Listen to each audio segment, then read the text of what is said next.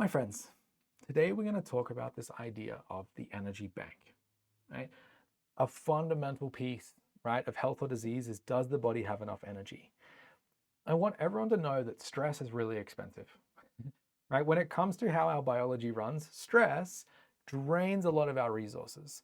And the second thing I want you to know is that if you are running at a deficit, right, meaning you're not able to create a surplus of energy beyond the demands of the body, you will have dysfunction.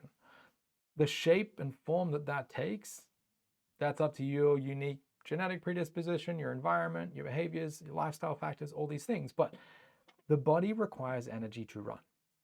And so today I want to kind of talk about this idea of like the energy bank.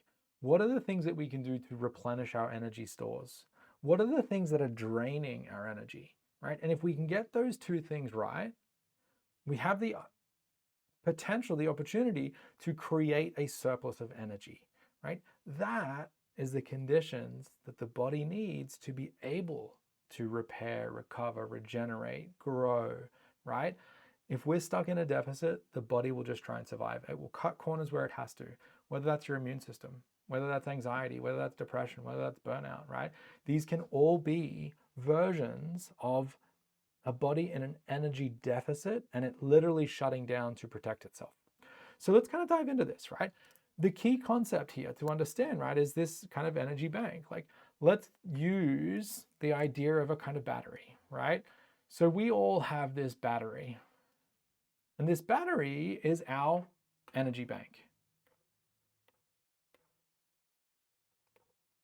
Now, we want to kind of think about the things that have the potential to charge our battery, right? We're going to call these like the things that the creators of energy. And we also have things, right, that deplete our energy. And we're going to call these the takers of energy. The real key piece here to understand is that the creators of energy can be different for everyone, right? These are unique to you. These don't have to be, eat wholesome foods, although that's great. These are more nervous system based tools, right? If there are certain things that make me feel inherently joyful, excited, right? Like for me, an energy giver would be going to the beach. I know some people that hate the beach. I don't know why they hate the beach, but that's not my place to judge, right? But the beach wouldn't be an energy creator or an energy giver to someone who doesn't like the beach, right? Sitting down and drawing for half an hour for me, kind of tapping into that creative mode, is a huge energy giver, right? For someone who doesn't feel creative, who hates drawing, that's not going to be an energy giver. So it's easy to talk about the kind of universal things like exercise and sleep and nutrition, right? And let's actually kind of tap into a lot of those things, right? So the things that replenish my energy is good quality sleep, right? Is time in nature, is aligning my circadian rhythm, right? Am I getting sunlight at the right time of day? Am I easing off from the blue light at night, right? This impacts my ability to create energy in my body. A huge driver, which I talk a lot about in our practitioner program, is how am I breathing, right? The way that we breathe determines our ability to generate energy at the cellular level. So when we consider these things, like, am I creating a replenishment of my energy?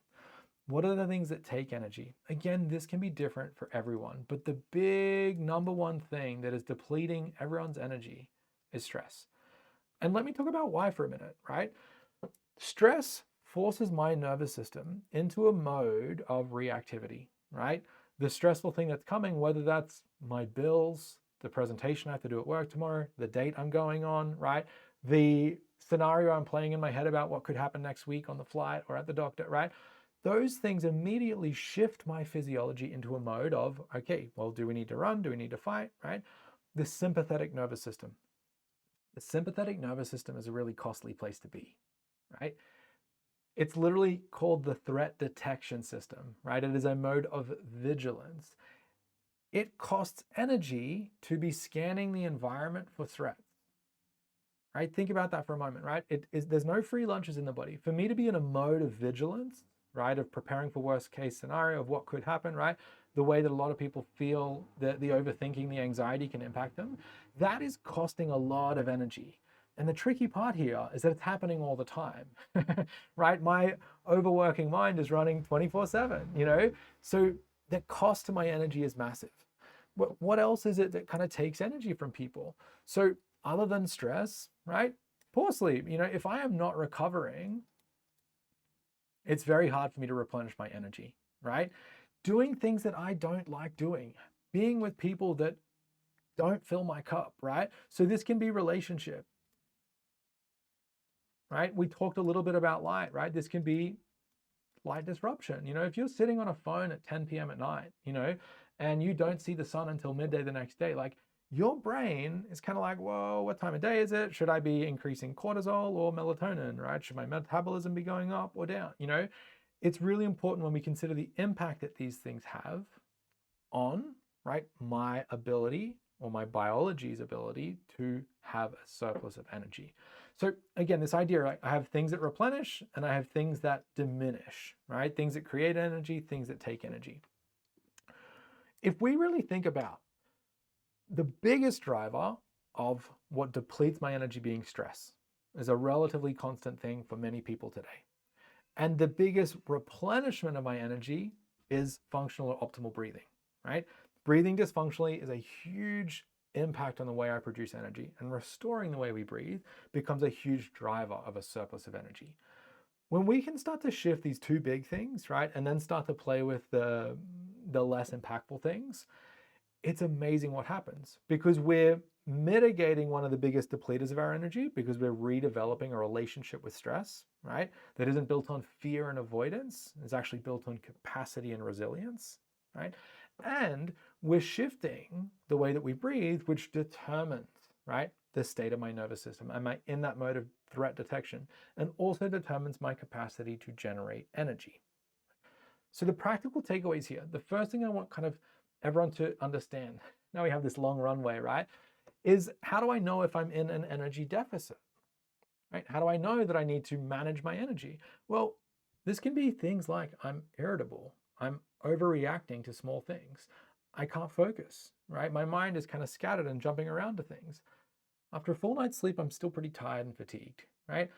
The recurrence of little niggles and pains and like the tension, the headaches, right? These can all be signs of a system that is in a deficit.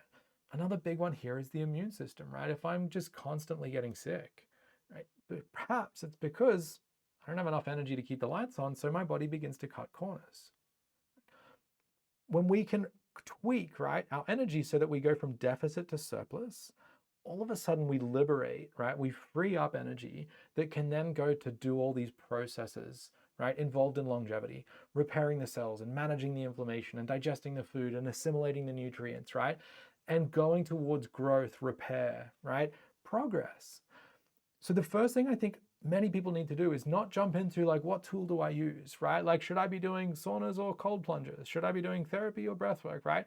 The first question we should be asking is, do I have a surplus of energy, right? Or is my energy bank depleted, perhaps from chronic stress that I'm not managing in an effective way, perhaps from the impacted sleep or the sleep disruption, perhaps from the dysfunctional breathing, right? The lack of connection to nature, the lack of a rhythm, right, of night and day and optimal lighting and moving my body, and starting there.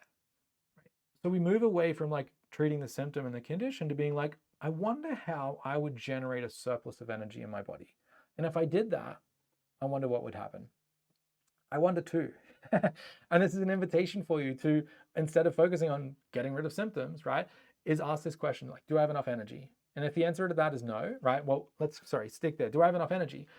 Am I waking up and I'm still tired? Am I irritable? Am I fidgety? Do I experience pain? Am I getting sick often, right? Do I have the lack of focus, the brain fog? Am I experiencing a lot of anxiety? These can all be signs. And if that answer is like, cool, how would I create a surplus of energy? Literally get a piece of paper, draw that battery. On one side, put what gives me energy, right?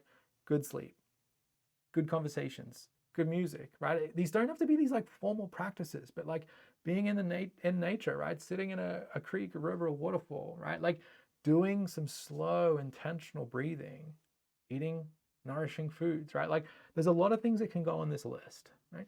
And then looking at, hey, what are the things that take my energy?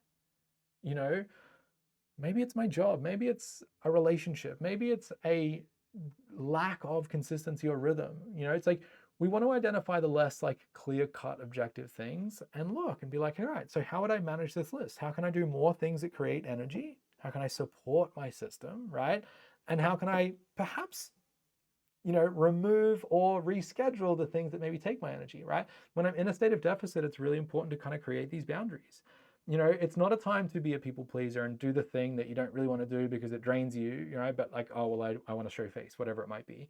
If you're really serious about progress, sometimes it takes kind of coming back to some of these boundaries and like, does this give me energy or does this take my energy? And if my goal is replenish this energy bank, that's going to give you a little bit of a, yes, I'm going to do this, or maybe I'm going to postpone that. I hope this is helpful, right? This concept of energy is really huge. I've got another video talking about the full spectrum of energy. So like if you're a little bit more like, well, isn't energy just calories? And you know, dive a bit deeper into light and breath and movement and my posture and like the way that my body actually creates energy. That video will be somewhere here. But I hope this is helpful. I'm going to continue talking about this concept of energy, surplus, and deficit.